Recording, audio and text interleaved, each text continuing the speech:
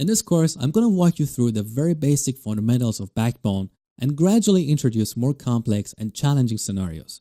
But I'll be doing that in a baby step fashion.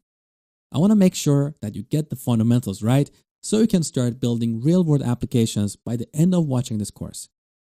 In each section, there is an introduction lecture that tells you what you're going to learn in that section. Just a high-level overview. Then you're going to get a few lectures, each introducing something new. Next, you'll see a cheat sheet. This is for you to quickly review all the stuff you learned in that section. And finally, there is a mini project or assignment for you to do on your own. The first assignment is pretty easy, but don't skip it. Every assignment builds on top of the previous one and the complexity arises. Some assignments have some challenges that make you think beyond the lectures.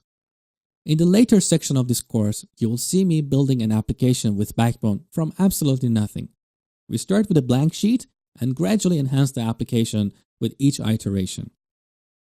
I will also throw a lot of other ideas not necessarily tied to Backbone.